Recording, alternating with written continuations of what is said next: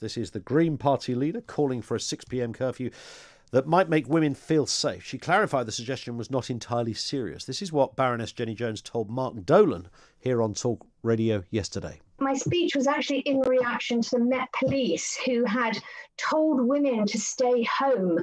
And I felt, well, victim blaming is really not the way forward. Yeah. And this is not a problem for women. This is a male problem. And I was trying to draw attention to it. In that way, she initially raised the idea in the chamber as thousands of women shared their sobering experiences of walking alone in the dark following the abduction of Sarah Everard. But is a 6 p.m. curfew for men really the answer to making women safe? Let's speak to Nicola Thorp, equality campaigner. How are you doing, Nicola? Good afternoon. I'm a bit sad and exhausted by the news this week. I think it's been quite a difficult week to be a woman. It's horrific, isn't it? That I mean, to talk about these are important subjects to talk about, but of course, we can't forget that it comes against a devastating backdrop right now. Of course, and I'd just like to kind of query you on what you said. I don't think what Baroness Jenny Jones said was serious. She did clarify that. She said she was highlighting a point. And look at the outrage that has happened as a result. How many men are saying how ridiculous this is and how unfair it is to ask men to stay indoors after 6 o'clock. That was the point, just to show how unfair it is on women to be told in response to an abduction of a woman that it's them that need to stay indoors, particularly when you consider the fact that this was a police officer and this was a man who days prior had been reported for indecent exposure. People had come forward and reported him. It feels although unsafe. Of course we there are no charges yet, so obviously we can't go down that route yet. But sure, but there have been allegations. Yeah, indeed, I understand that. But in terms of what Jenny said, I mean, I know I don't want to make this conversation, Nicola, solely about that. But I mean, I'm not buying this. It was meant to be some kind of gag. It didn't sound like a joke when she said it. Why? Why won't you buy that it was? Because she said it to prove a point. Because she said it in the House of Lords. I mean, I don't know who she's arguing against. I don't know any men who think that women should stay in after dark. Well, the Met Police did suggest that women stay in post 6 p.m. as part of the curfew, rather than, addressing the fact that actually what needs to happen is that the police need to address this systemic male violence against women.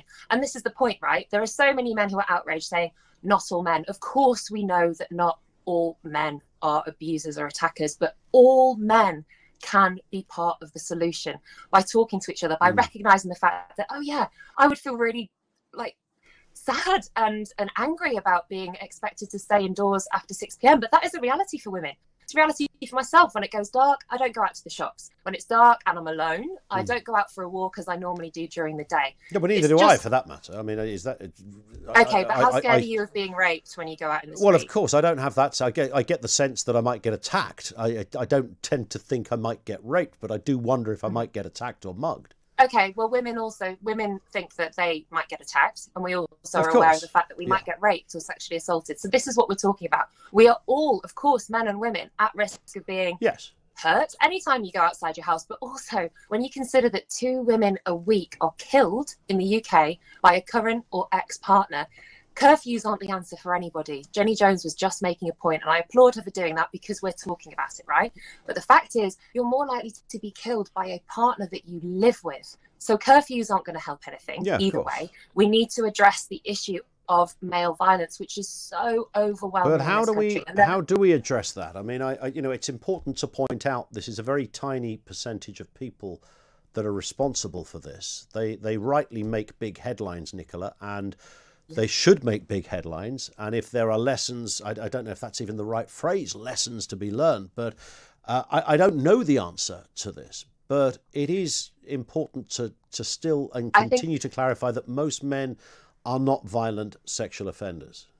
Of course, but the point that you have to clarify, obviously not all men are sexual offenders, but at the moment we're labelling all women as victims because all women can be victims and we feel like we are potential victims. So instead of saying what can women do to alter their behaviour, we need to change the conversation and address what men can do differently. But okay? who's saying women? Who's saying women should alter their behaviour? I mean, other than the fact the Metropolitan Police have suggested that women stayed indoors. There's been so much conversation. Was that in the wake of what had happened, though, Nicola? You know, if you live in that area, you might not want to go out. Sadiq Khan said London streets aren't safe, and things like that. Yeah, of course, but it's not the first time that this has happened. I think even if you go as far back as the Peter Sutcliffe murders, at the time it was, I believe, in law that women couldn't go out in the streets after 6 p.m. It's a recurring theme. What we need to do is address the men's actions, the people who are perpetrating this, and also the actions of men who stand by and don't step up and call out harassment. Okay, not just murder or rape or assault, but when they see a woman in the street looking uncomfortable, even if, and I've said this to so many men in the past 24 hours, if you want to do something and you're walking alone at night and you see another woman walking alone, cross the road. I was talking to Sam, one of our producers here. I do that, and I think lots of men do that. In a way, wouldn't it be lovely if we lived in a world where you could say to that woman, "Would you like me to escort you if you're feeling unsafe?" But you could never say that in a million years. No, of course not. But we're not expecting men to, be some sort of knight in shining armour. We just want them to. Well, it's just about being polite and nice. That's all. Yeah, being polite and nice, but you don't need to go out of your way. You just need to respect that actually in that moment, you're the only perceived threat. And sadly, that is the case. How am I, not all men are abusers or assaulters, but how am I supposed to know which ones are? And how do we in the interim, Nicola, police this? I mean, what is the answer to this? Because again, I'm, going to repeat the same line that most men don't do this. Men, can also be victims as well if we're talking about general safety. I mean, do we just have to conclude that there's always going to be X amount of people in the kind of human gene pool that do horrible things? Or do we find some form of education? I mean, we've never had more education, I thought, about, understanding equality or vulnerabilities. I mean, we live in a world where we talk about these things quite a bit.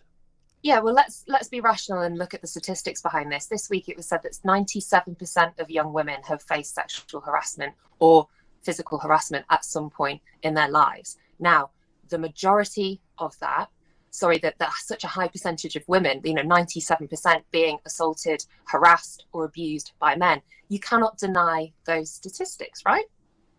Yeah, I'm not denying those statistics. I mean, people will break them down in different ways. I'm already hearing those arguments. So when you say it's not a genetic thing, I don't think either of us would want to accept that genetically men are predisposed to behaving in this kind of way. But when female victims are overwhelmingly in the majority and male perpetrators are overwhelmingly in the majority, we have to look as a society at what we are doing. And I think you can go back all the way down to childhood and how we educate people. And instead of saying to women, you shouldn't wear that when you go on a night out, perhaps that, comments about her behaviour or ways in which that people might perceive she encouraged some sort of attention or assault. We need to talk to the men and say to them, why are you talking to a stranger in the street? Why are you catcalling? So many women during Me Too were saying, I quite like being catcalled. Fine, good for you. But for the majority of women that I speak to, we feel like immediately there is a threat. And so, we're talking here about a suspected murder case, and that is such a serious issue. But it stems from misogyny. It stems from sexual harassment, and something as small as catcalling can feel like a potential threat. And if I'm spoken to like that in the street, why shouldn't I think that would then lead to something more serious? I agree. And catcalling and shouting things out. And I was citing a former producer of mine who used to have horrendous things happen just on a trip to the bus, from catcalling to a man, dropping his pants in front of her and saying something outrageous. Of course that goes on. Do we distinguish, however, between a guy that shouts out, "Hello, love, fancy a drink," and a guy that commits a terrible offence? I mean, they could both be examples where somebody would answer, yes, I've been sexually aggravated in some way, but they are two different kind of crimes.